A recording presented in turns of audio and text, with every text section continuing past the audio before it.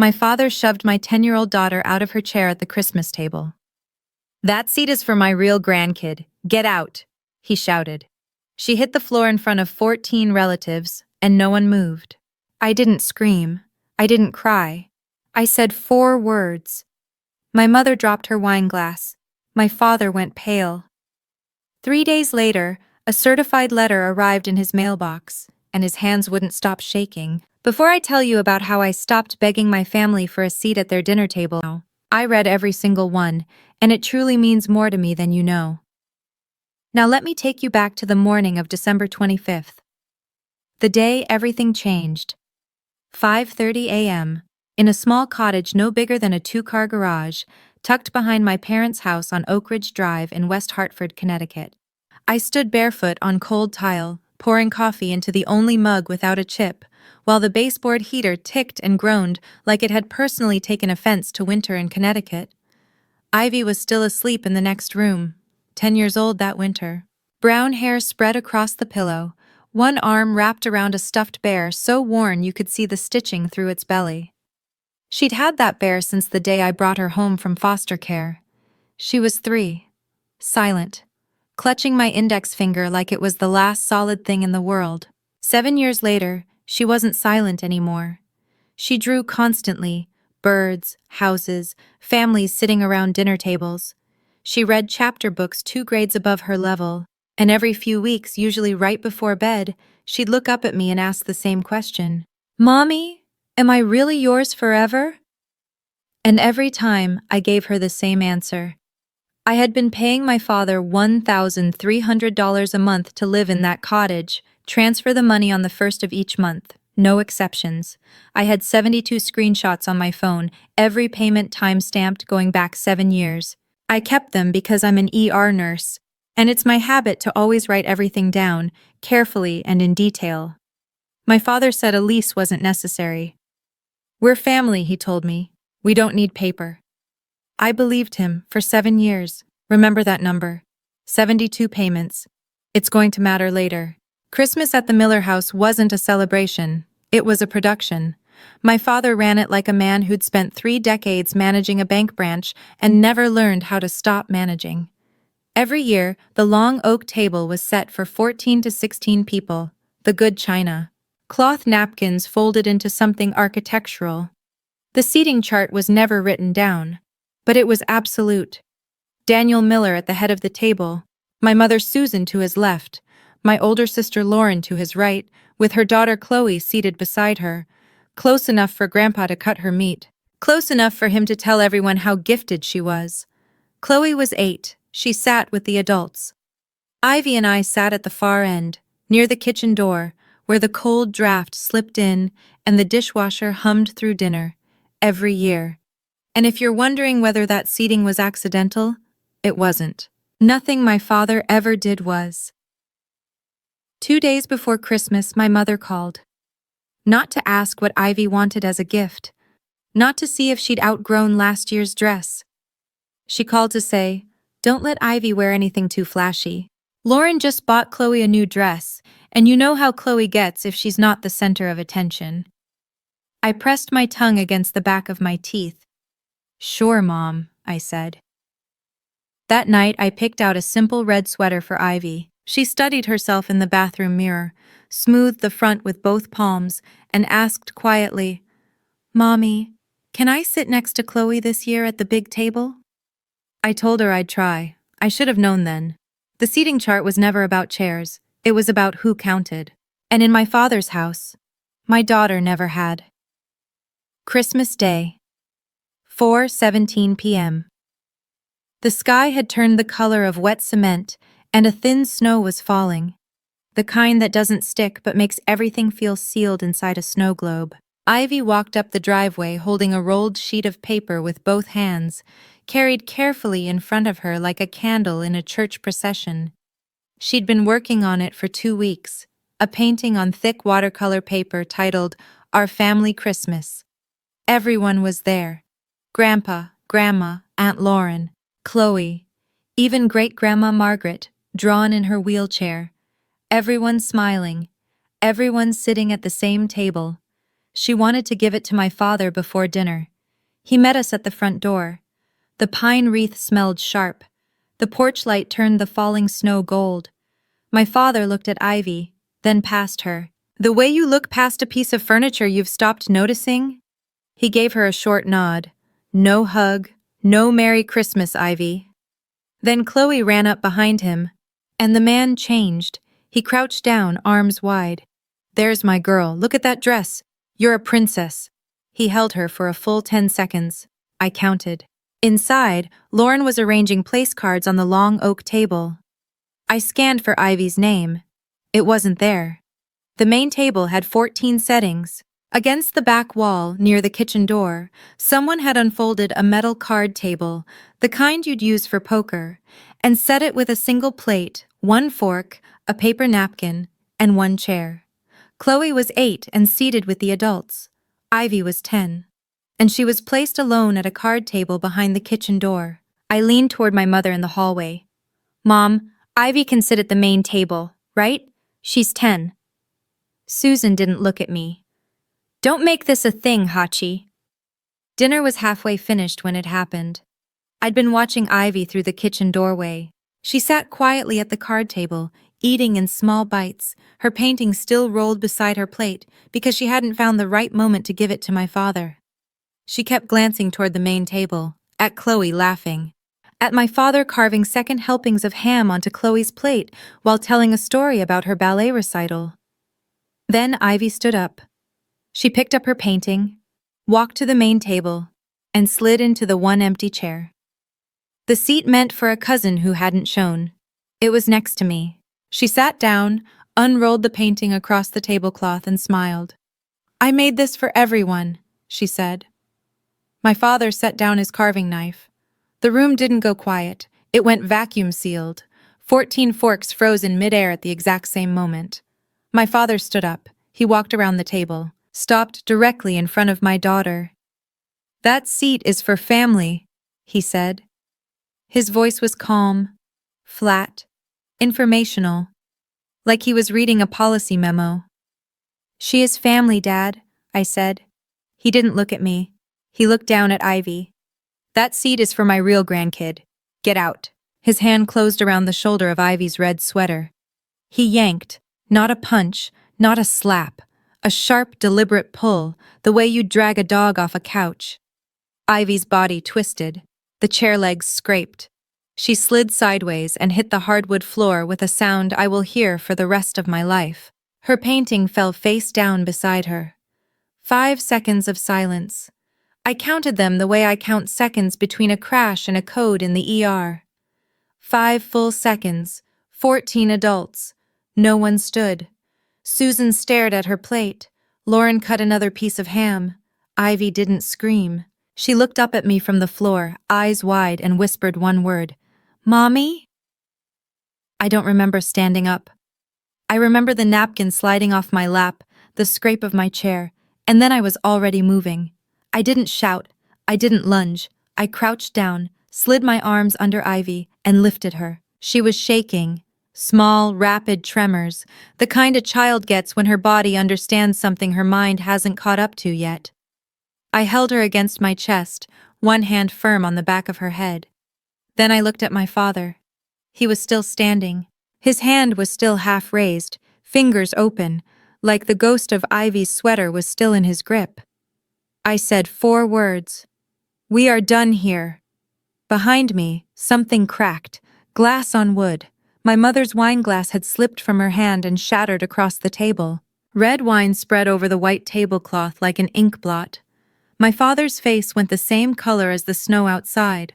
I bent down, picked up Ivy's painting from the floor, took our coats from the hallway closet, and walked out the front door. No one followed us. Outside, the snow had thickened. It clung to Ivy's eyelashes as she pressed her face into my neck and whispered, "Are we going home?" "We're going to our home," I said. I started the car, heat blasting. I pulled up the back of her sweater. A red mark, already darkening, stretched across her lower back where she'd hit the chair leg. I took 3 photos. Timestamp, December 25th, 7:42 p.m. Then I sat in the driveway of the cottage for 10 full minutes, engine idling, snow gathering on the windshield, and I made 3 decisions that would change everything. By 9 o'clock that night, my phone had turned into a weapon aimed straight at me. 11 missed calls, 23 text messages. I read every single message, and I screenshotted every single one. I have to keep the evidence before they say it never happened. My mother, you ruined Christmas. Your father barely touched her. She's being dramatic, and so are you. My sister Lauren. Ivy slipped off the chair by herself. I saw the whole thing. Stop twisting it into something it wasn't. My Aunt Linda. Daniel didn't mean it like that. He's under a lot of stress. Come back tomorrow and apologize. Be the bigger person. 23 messages. Not one of them asked if Ivy was okay. I set my phone face down on the kitchen counter and ran Ivy a bath. I sat on the closed toilet lid and read her 2 chapters of her book while the bathroom filled with steam and the soft smell of the lavender soap she liked. She was quiet, not the scared quiet from the floor. A thinking quiet. At bedtime, she looked up at me from her pillow and asked, "Is Grandpa mad because I'm not really his?" I brushed the hair off her forehead. "You are really mine," I said. "That's what matters." She fell asleep clutching her threadbare bear with both arms. I went back to the kitchen table, opened my laptop, created a Google Doc. Title: Incident Log. Miller Family. I stayed there until 1 a.m., typing everything I could remember from the last 7 years. Dates, exact words, who was present, things said to Ivy. Things said about Ivy when she was in the next room. 7 years of notes, organized year by year. I didn't reply to a single message that night. I had screenshots. That was enough. December 26th, 8:14 a.m. Ivy was still asleep when the knocking started. Not a polite knock. The flat of a palm against the cottage door, hard enough to rattle the chain lock. I knew who it was before I even looked through the peephole. My father stood on the step in his good overcoat, breath clouding in the cold. No casserole dish, no apology face. I opened the door 6 inches and kept my body between him and the hallway to Ivy's room. He didn't say good morning. "You embarrassed me in front of my family." His voice was the same one he used on bank tellers who miscounted, controlled, clipped, with a current running underneath. "That girl needs to learn her place, and so do you." "Her name is Ivy," I said. "She's your granddaughter, and you pushed a child." "I barely touched her." He leaned forward. "She's not even blood, Hachi. She doesn't—" "This conversation is over," I said. "Do not come to this door again until you're ready to apologize to Ivy." I closed the door. Deadbolt. Chain. He knocked again, harder. Then his voice came through the wood. The way sound carries through hospital walls at 3 in the morning, muffled but unmistakable. "This is my property. I can come whenever I want to my own property." I pulled out my phone, opened voice memos, held it 6 inches from the door. He kept talking for 47 seconds. 47 seconds of my property, my house, not even blood, ungrateful. I stood there with my phone steady, counting Mississippi the way I count compressions during a code. Timestamp: December 26th, 10:14 a.m. He called it his property, and I had it recorded. And somewhere in the back of my mind, a question I'd never thought to ask before began to take shape.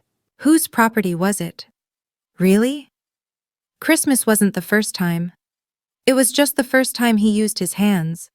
The cruelty had always been there. It was just quieter. The kind you can talk yourself out of noticing, if you try hard enough. Ivy's 5th birthday. My father forgot. Not the way busy people forget. The way you forget something that was never on your calendar to begin with. 6 months later, Chloe's 5th birthday. He rented a bounce house, a snow cone machine. Posted 11 photos on Facebook with the caption, "My little princess turns 5. My sister Lauren received $3,000 a year from my grandmother's education trust, money Margaret Collins had set aside for all her great-grandchildren. I assumed Ivy was included.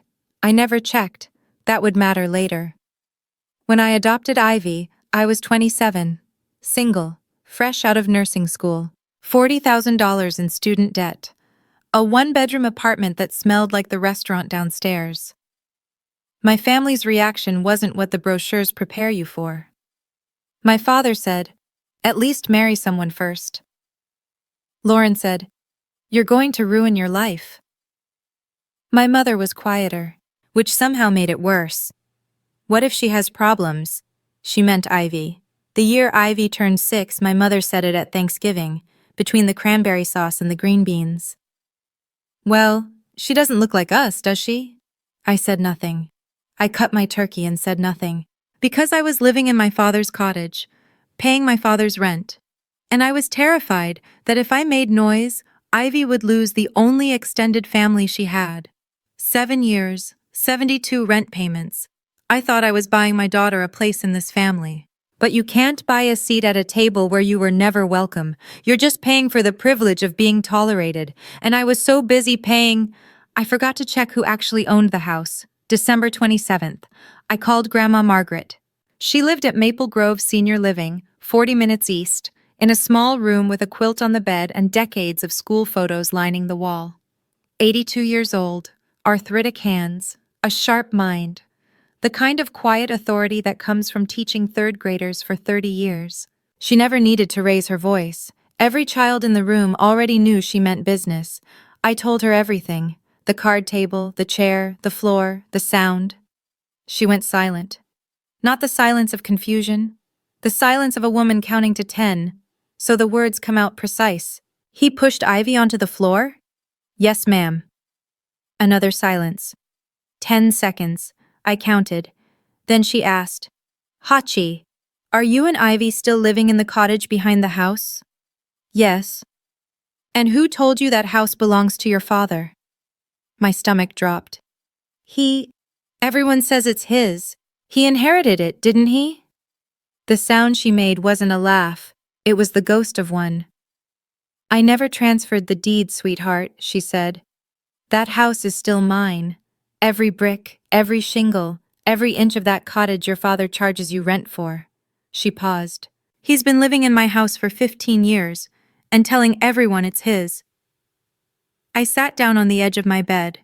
The room tilted, the way it does when a patient you thought was stable suddenly isn't. "I'm calling Ethan Brooks," she said. "You remember Ethan from college? He handles my estate." I did. Trust and estate attorney. Quiet. Thorough. The kind of lawyer who reads footnotes. "Grandma, what are you going to do?" "Nobody pushes my great-grandbaby," she said, "and keeps living in my house." "Nobody."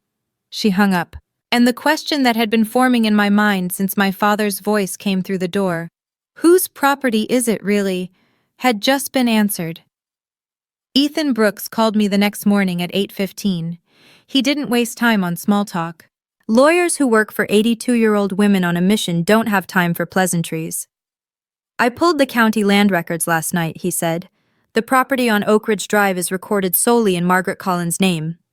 No transfer, no quitclaim deed, no life estate. Your father has zero legal ownership of that property."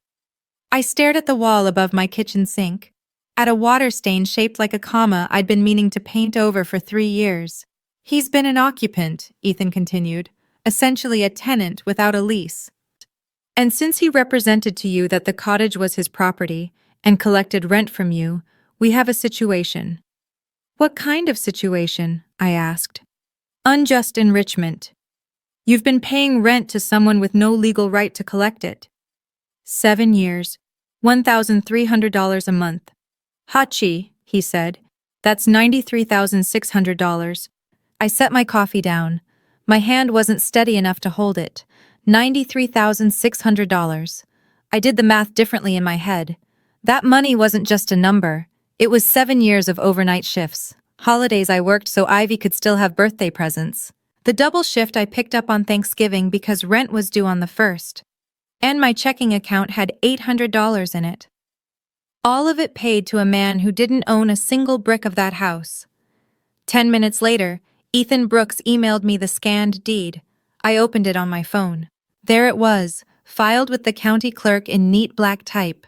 Margaret Collins. Clear. Permanent. Undeniable. I saved it in 3 places. The deed was the first crack. The trust was the canyon. Ethan called again that afternoon. He'd requested the account records from the bank that held my grandmother's education trust, a revocable trust she'd created in 2016, funded with $150,000, designated for the educational benefit of all her great-grandchildren. She'd named my father as trustee because, in her words, he's good with money. I could hear Ethan turning pages. The original balance was $150,000, he said. The current balance is $13,200. I pulled the phone away from my ear and stared at it. Where did the rest go? 14 withdrawals between 2019 and 2024, he said. Every single one coded as educational expenses. He paused. Chloe Hayes. Another pause, longer this time. Hachi. Chloe attends public school. There's no tuition. $21,800 withdrawn in my sister's daughter's name for an education that was free. I thought about Lauren's kitchen renovation 2 years earlier. Travel trips. The designer bags that kept appearing on her Instagram with captions like, "Treat yourself and because I deserve it." And Ivy? I asked. There has to be something in Ivy's name. Silence. Then, there isn't a single withdrawal for her. Another pause. Longer. In fact, he said, Ivy isn't listed as a beneficiary at all. The trust language covers all great-grandchildren, but your father as trustee never added her. He had a duty to include her, Ethan continued. He chose not to. $21,800, gone. And my daughter's name wasn't anywhere in the document. Not because she wasn't eligible, because my father made sure she wasn't. I closed my eyes and took a breath, and for the first time since Christmas, I felt something colder than anger. That evening, Ethan set up a 3-way call. Me, him, and Grandma Margaret. I sat at the kitchen table with my laptop open, Ivy's bedroom door closed, the soft sound of her audiobook drifting down the hall, a story about a girl who befriends a dragon. The kind of story where things turn out right. Ethan walked my grandmother through everything. The deed, the rent, the trust, the 14 withdrawals, the missing beneficiary. He spoke the way he always did, level, precise, like he was reading a lab report. When he finished, Grandma Margaret went quiet. I watched the clock on the microwave. 15 seconds. I was counting again. In the ER, you learn silence can mean 2 things, a patient crashing or a patient deciding to fight. Then she spoke. Her voice was so calm it could have frosted glass. Ethan, she said, I need 3 things done before New Year's. First, freeze the trust today. No more withdrawals by anyone. Second, my grandmother said, I want a full accounting from Daniel. Every dollar, every receipt. He has 30 days. Third, prepare an amendment. Effective immediately, the sole beneficiary of the education trust is Ivy Miller. Ethan Brooks said, Yes, ma'am. And the house? She continued. They've been living in my house for 15 years without paying me a cent, and charging my granddaughter rent. Her voice didn't shake. It sharpened. Give them a proper 30-day notice to vacate. Certified mail. I started to say something. Grandma, are you sure? Mom will... She cut me off. Your mother watched a grown man push a child onto the floor, she said. And she picked up her fork. There was a pause. Then I heard the click of the line going dead, clean and final, the way she used to close her classroom door after the last student filed out. The trust was frozen. The clock was ticking. And I hadn't raised my voice once. December 29th, 4 a.m., Ivy asleep, the cottage quiet. The kitchen table turned into a command center. I'm a triage nurse. When a trauma comes in, you don't panic. You organize. You assess what's bleeding, what's broken, what can wait, and what can't. Then you move one task at a time until the board is clear. I applied the same logic to my father. Folder 1. Physical. 3 printed photos of Ivy's bruise, each with timestamps. A printed medical report from Dr. Amelia Grant, Ivy's pediatrician, documenting a contusion on her lower back, consistent with blunt impact against the edge of furniture during our visit on December 26th. Folder 2, digital, backed up to the cloud. The incident log, now 23 pages, covering 7 years.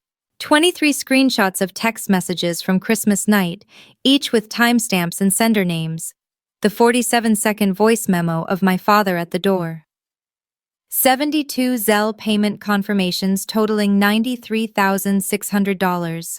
The scanned county deed. Trust account statements showing 14 unauthorized withdrawals. 7 items. 7 years of silence. Organized into evidence. At 9 a.m., I called Glastonbury Child Counseling when they opened. A pediatric counselor in Glastonbury who specialized in helping children process family disruption. First available appointment, January 2nd. By noon, Ethan emailed me 3 drafts. The 30-day notice to vacate. A demand letter for full trust accounting. The trust amendment naming Ivy as the sole beneficiary, ready for Margaret Collins' notarized signature. I printed everything, stacked it, clipped it. Then I leaned back in my chair and realized something I'd never felt in that cottage before. I wasn't asking anyone for permission. I wasn't tiptoeing around anyone's ego. I wasn't measuring my words against the cost of rent. For the first time in 7 years, I was simply acting. It felt like breathing after being underwater. December 30th. The call I should have made 5 days earlier. The call I should have made years earlier, if I'm being honest. But that's a different reckoning. Ethan had walked me through it the night before. An adult used physical force on a 10-year-old child, causing her to fall and sustain visible bruising. Under Connecticut law, that meets the threshold for a report to DCF, the Department of Children and Families. You can file as the parent, he'd said. At 10 a.m., I sat at the kitchen table, the hotline number written on a yellow post-it in front of me. Across the cottage, Ivy sat cross-legged on the living room rug, painting a snow owl with her watercolors. From where I sat, I could see the back of her head, brown hair still messy from sleep, bent forward in complete concentration. I dialed. My hand shook. Not from fear. From the weight of 7 years pressing down on a phone that weighed almost nothing. Reporting your own father to Child Protective Services isn't something they prepare you for in nursing school. It isn't something anyone prepares you for, anywhere. The intake worker was patient. I gave dates, descriptions, the medical report reference number from Dr. Amelia Grant. I described the bruise, the chair, the 14 witnesses who did nothing. That afternoon, I submitted a written follow-up statement by email, photos attached. Case opened. Confirmation number recorded. Investigation timeline, 30 to 45 days.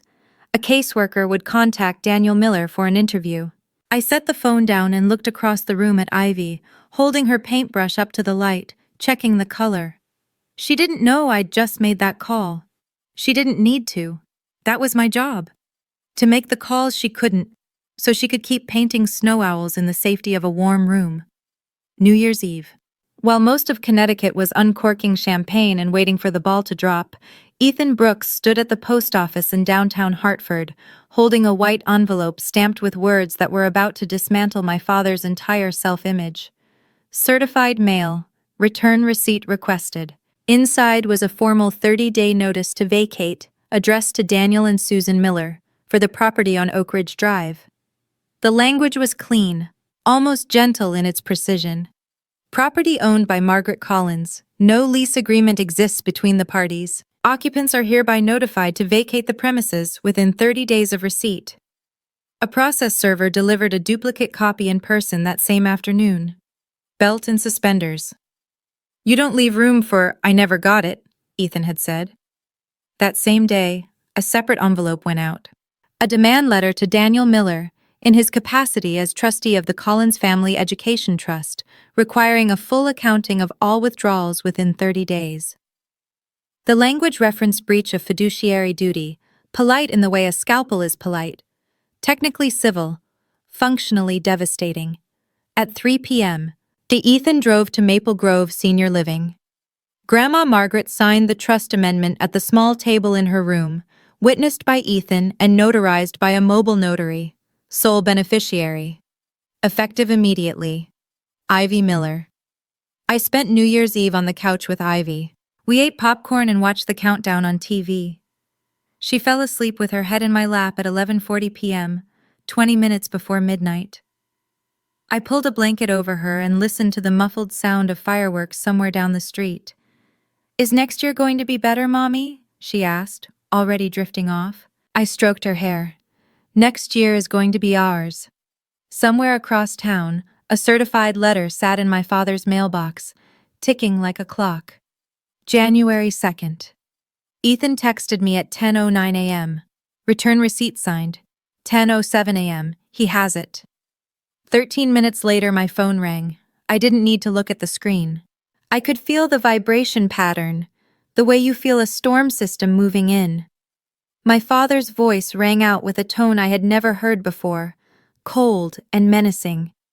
"Your grandmother is senile. This is my house. I've lived in that house for 15 years. It's mine. You turned a confused old woman against her own family, and I will sue every last one of you." I let him finish. Then I said, "You'll need to discuss that with Ethan Brooks. His number is on the letter." And I hung up. 10:35 a.m. My mother. The crying had already started when I answered. "How could you do this to us? We're your parents. We took you in when you had nothing. We let you live in the cottage. You charged me rent for a house that wasn't yours," I said. "I have every Zelle receipt." I hung up. 11 a.m. Lauren. I saw her name on the screen and let it go to voicemail. 40 seconds of threats about lawyers, elder abuse, how I was going to pay for this. I saved it, filed it, and moved on. That afternoon, Ethan Brooks told me my father had called Grandma Margaret directly. He screamed at her for 4 full minutes. She waited for him to finish. Then, in the same voice she'd once used to quiet a classroom of 8-year-olds, she said, "I'm 82, Daniel, not stupid. You have 29 days. She hung up first. When the calls didn't work, they switched tactics. The first week of January, Lauren sent a group text to every relative in the family. 23 people, including cousins I hadn't spoken to since the Obama years. I know because my cousin Rachel forwarded it to me within the hour with a single line. "Thought you should see this." The message read, "Just wanted everyone to know what's happening. Hachi is manipulating Grandma Margaret, who, as many of you know, has been declining mentally. She's trying to steal the family home and turn Grandma against Mom and Dad. Grandma is showing signs of dementia and doesn't understand what she's signing. Please call her and talk some sense into her before this goes further. This is breaking Mom's heart." Every sentence was a lie, pressed flat and smooth. The way you iron a crease into a shirt you want to look respectable. I screenshotted it, filed it. Then my Aunt Linda called. The same aunt who'd texted me on Christmas night saying Daniel didn't mean it. Be the bigger person. Her voice was careful now. Testing. "Hachi, is it true you're trying to kick your parents out of their home?" "It's not their home," I said. "It's Grandma Margaret's. Dad lied, and he pushed Ivy. Daniel would never. I have a recording." Silence. Then, "What?" I sent her the 47-second voice memo, the one with my property and not even blood and ungrateful. I didn't say anything else. I just sent it and waited. 3 minutes later, Linda texted back 2 words. "Oh God." That week, 2 of my cousins unfriended me on Facebook. My great-aunt Patty sent a message that said, "You're tearing this family apart over a chair." I didn't respond. I didn't post. I didn't argue. Lauren had texted 23 people. I sent 1 recording to 1 person. Receipts don't need an audience. They need the right ears. January 2nd. The same day my father received the letter and started screaming at lawyers. While he was threatening lawsuits, I was sitting in a waiting room in Glastonbury. Old magazines from 2022 on the table, a fish tank humming like a meditation app. Ivy was behind a closed door with Dr. Nora Fields. 45 minutes. I sat in a blue vinyl chair and watched a fat orange fish swim in slow circles, trying not to imagine what my daughter might be saying in there. When the door opened, Dr. Nora Fields asked Ivy to pick a sticker from the treasure box in the corner. Then she stepped into the hallway with me. She was small, composed, the kind of person who speaks like every word has been weighed on a scale first. Ivy asked me something today, she said. She asked me if she's real. The floor tilted. Dr. Nora Fields went on gently. Ivy had told her that her grandfather had been saying she wasn't a real grandchild for years. Not just Christmas. Other kids at family events repeated it too. Not real, not blood. She's been carrying that much longer than you think, Dr. Fields said. I pressed my back against the hallway wall. The fluorescent light buzzed above us. She's resilient, Dr. Fields added. But she needs to see, through actions, not just words, that she belongs. She will, I said. I promise. On the drive home, Ivy sat in the back seat peeling the edges of her sticker, a purple triceratops. Without looking up, she said, Dr. Fields told me feelings aren't wrong or right. They just are. That's true, baby. Then is it okay that I'm mad at Grandpa? It is absolutely okay. She nodded and went back to her sticker. I could protect her from a shove, but I hadn't protected her from the words. From years of quiet, daily erosion that taught her to question whether she was real. That failure sat in my chest like a stone. January 15th. The accounting deadline hit like a timer going off in an empty room. Ethan Brooks called at 4 p.m.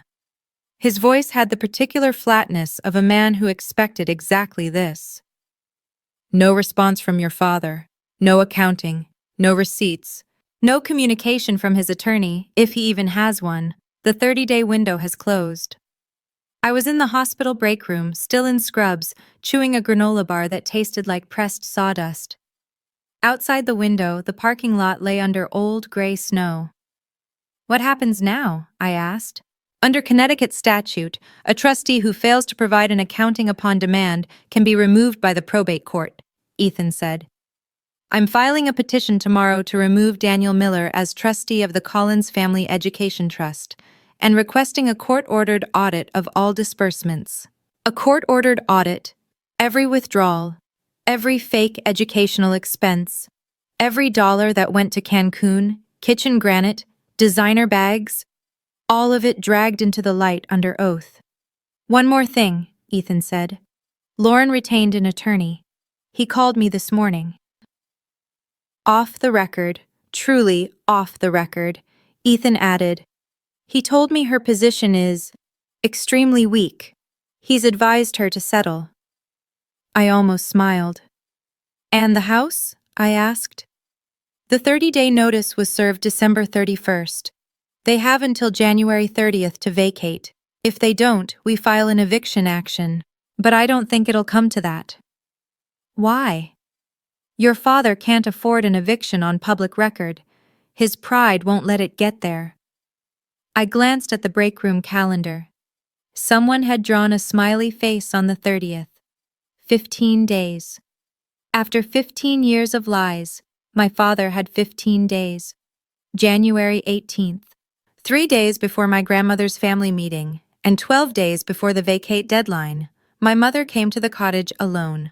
No call, no text, just the crunch of her good shoes on frozen gravel, then a knock. Not the flat palm assault my father had used, something softer, tentative. The knock of a woman who'd practiced what she was going to say in the car. I opened the door. Ivy was at school. The cottage smelled like burned toast and the lavender plug-in Ivy had chosen at the dollar store. Susan's eyes were red. Her hands clasped in front of her, the way they always were when she wanted you to see her suffering before she made her ask. Hachi, please, she said. Her voice broke on the second word. I'm begging you. Drop all of this. Your father is having chest pains. He can't sleep. He's not eating. I'll talk to him about Ivy. I promise. Just stop the letters. Stop the lawyers. We can work this out as a family. There it was. Family. Loaded. Aimed. Mom, I said. Did you talk to him about Ivy in the last 7 years? When he called her the kid? When he skipped her birthday? When he left her name out of the trust? He's not a bad man, she said. He pushed my daughter onto the floor, I said. You watched. You picked up your fork. She flinched. The tears came harder. Where will we go, Hachi? Where will we live? That's not my problem to solve anymore, I said. You had 7 years of my rent to save. She stood there another moment, waiting, I think, for the version of me that would cave. That Hachi was gone. My hands shook, not from weakness, but from the physical effort of not opening that door again. January 20th, Maple Grove Senior Living, the community room on the 2nd floor. Linoleum tile, fluorescent lights, a long folding table that probably hosted bingo on Tuesdays. It smelled like institutional coffee and lemon floor cleaner. Grandma Margaret had made the calls herself, each one brief. I need you at Maple Grove on Saturday at 2, she'd said. This is not optional. When I walked in, Ethan Brooks was already there. He was connecting his laptop to the wall-mounted TV, the one that usually displayed weather forecasts and meal schedules. I took a seat 3 chairs from the end and rested my hands on the table. This wasn't my meeting. They arrived one by one. Aunt Linda, tight-lipped, gripping the strap of her purse. 2 cousins, Derek and Nate, who'd unfriended me on Facebook but apparently couldn't unfriend Grandma Margaret. Lauren, wearing sunglasses indoors, like she was walking into a deposition she hadn't studied for. My parents came last. My father entered the way he entered everything, chin up, shoulders back, the posture of a man who'd spent 30 years behind a desk people had to stand in front of. Susan trailed behind him, already crying softly. Then Grandma Margaret was wheeled to the head of the table. She wore a gray cardigan buttoned to the top. Reading glasses hung from a chain at her neck. On the table in front of her sat a manila folder identical to the one I kept at home. My father dropped into his chair, face flushed. "Mom, this is ridiculous," he said. "Whatever Hachi's told you." "Sit down, Daniel." Her voice cut the room like a ruler on a desk. "I have a few things to show everyone." Ethan opened his laptop. The TV flickered to life. The room went very, very still. This was the moment. Everything I'd documented, every screenshot, every receipt, every recording I'd filed away instead of firing back, led right here. If you're on the edge of your seat, face what he did. Stay with me. Grandma Margaret spoke the way she always had as a teacher, slowly, clearly, with the patience of someone who knew the class wasn't going to like the lesson. 15 years ago, she said, I allowed Daniel and Susan to move into my home on Oak Ridge Drive. It was a kindness, not a transfer. She nodded to Ethan. He placed a printed sheet in front of every person at the table. This, she continued, is the county land record for Oak Ridge Drive. The owner today, just as it has been since 1987, is Margaret Collins. Me. My father's jaw moved, but no sound came out. The color drained from his face the way heat leaves a room when you open a window in January. 10 years ago, Grandma Margaret went on, I created an education trust for all of my great-grandchildren. All of them. She paused on the word trusted the way you pause on a crack in the ice. I named Daniel as trustee because I trusted him.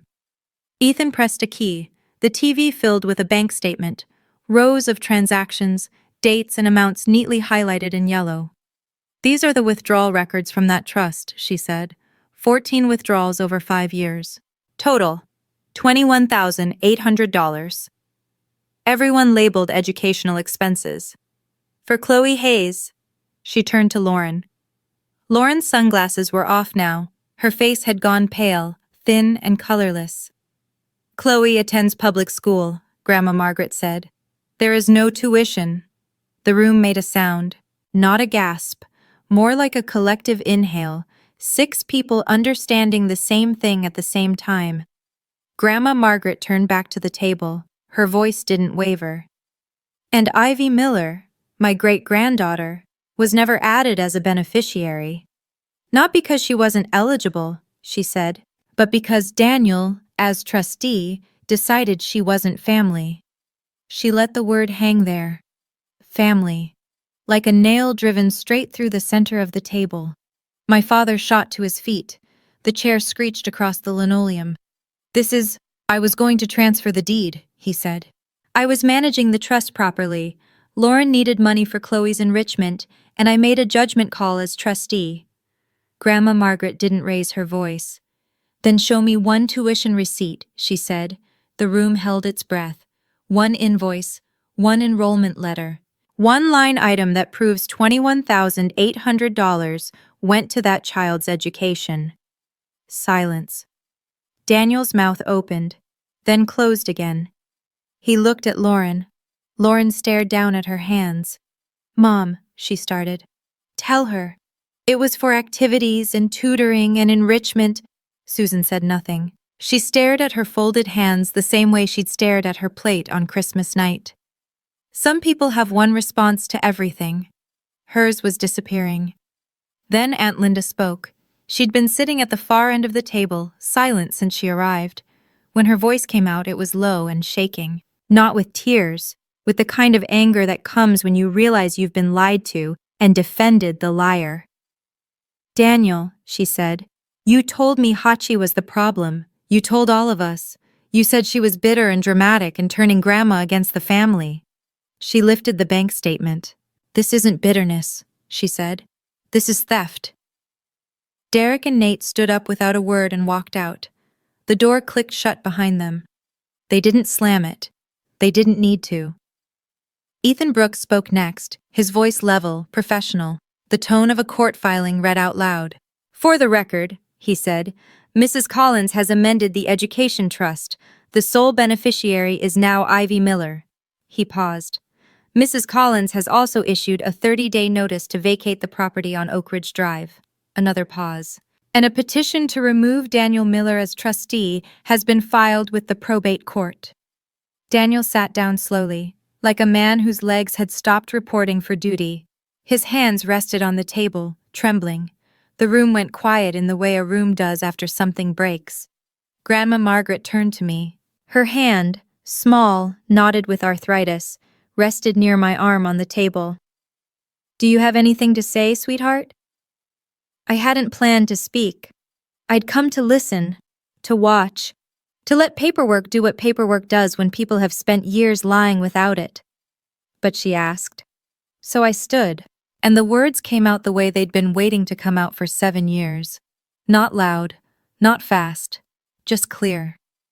I looked at my father. I spent 7 years trying to earn a seat at your table for my daughter. She drew you a painting that night, I said. It was called Our Family Christmas. She drew every single one of you. And you shoved her off a chair for it. I turned to my mother. I paid you $93,600 in rent for a house you didn't own. And when your husband pushed my child onto the floor, you picked up your fork. I looked at Lauren.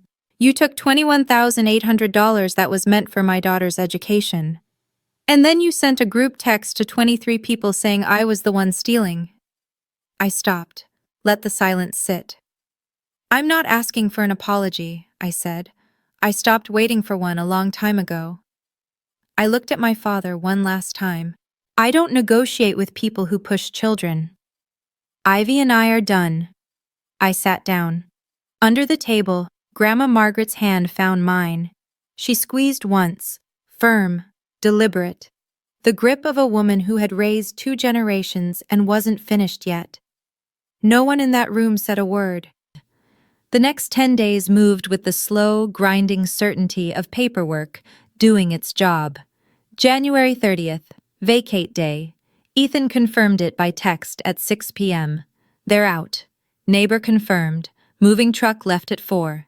Daniel and Susan relocated to a 2-bedroom apartment in Meriden, $1,800 a month. The first rent check either of them had written in 15 years. My father didn't fight it. Ethan was right. Daniel Miller was a man who'd spent a lifetime protecting his image. An eviction on public record would have shattered it. So he went quietly. That was the most dignity he'd shown in months. The second week of February, the probate court granted the petition. Daniel Miller was formally removed as trustee. The judge's order was 3 pages long. It included the phrase, failure to fulfill fiduciary duties. Ethan Brooks was appointed successor trustee by Margaret Collins. Trust balance at transfer. $11,340, plus a $40,000 deposit from my grandmother's personal savings. Ivy Miller's education fund, $51,340. Her name finally appeared on the first page. Third week of February, the DCF investigation concluded. Finding indicated. The report documented the physical contact, the bruise, the medical record, and 14 adults who watched and did nothing. Daniel Miller was ordered to complete an anger management program. Failure to comply could result in restricted contact. That same week, Ethan Brooks sent my father a final demand. Repayment, $14,200, 12 months of rent, the maximum recoverable under the settlement my grandmother approved to end it cleanly. Daniel had 60 days. The cashier's check arrived in $14,200. It didn't erase what those years cost, but it put 6 months of rent into a savings account with Ivy's name on it. Lauren held out longer than my father. But receipts don't care about denial. First week of March, Ethan, now successor trustee, sent a formal demand to Lauren Miller for $21,800 in unauthorized trust withdrawals. The letter outlined two paths: full repayment on an agreed schedule, or a civil lawsuit for breach of fiduciary duty, with Daniel named as co-defendant, plus potential fraud charges for disguising personal spending as education expenses. Lauren's attorney called within 48 hours. They settled mid-March. $60,000, paid at $2,500 a month for 24 months. It wasn't the full amount, but Grandma Margaret approved it.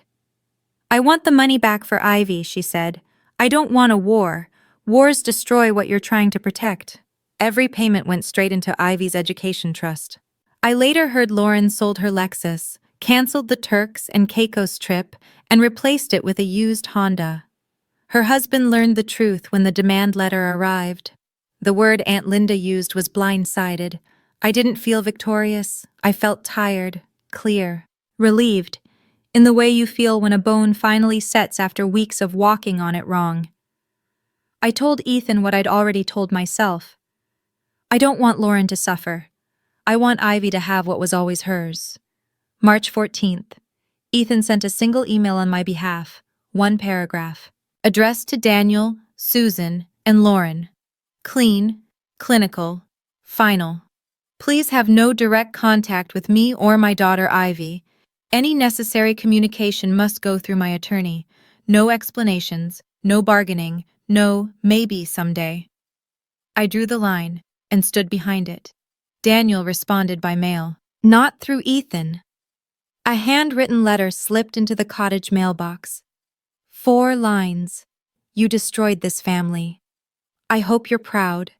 Your mother cries every night. This isn't over." I read it once, folded it, filed it, did not respond. In April, Susan sent Ivy a birthday card, pink envelope. 3 words inside. "Love, Grandma V." No apology, no acknowledgement, no truth. I held the card for a long time, then put it in a drawer.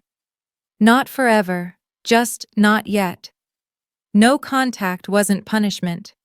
It was the first boundary I set and kept. Not a wall. A door, closed gently, with a lock I didn't hand out, like an oxygen mask.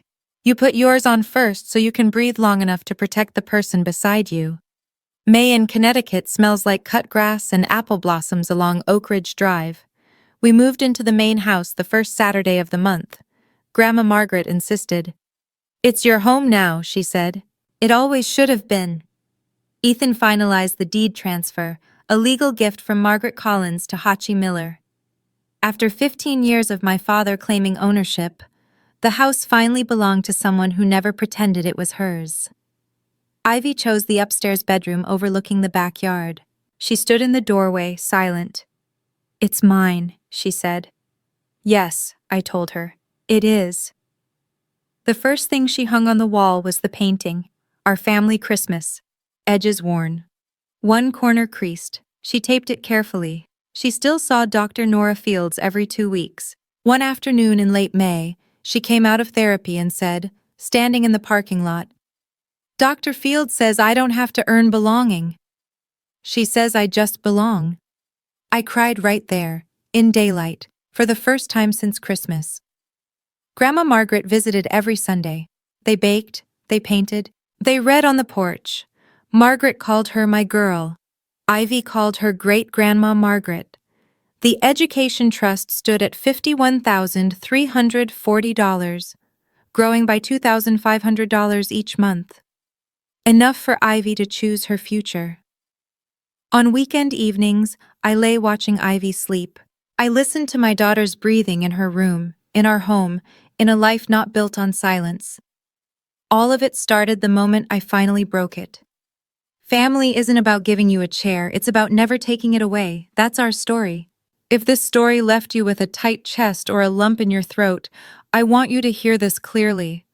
Protecting your child is not cruelty, setting boundaries is not revenge, and walking away from people who hurt you does not make you heartless. It makes you responsible.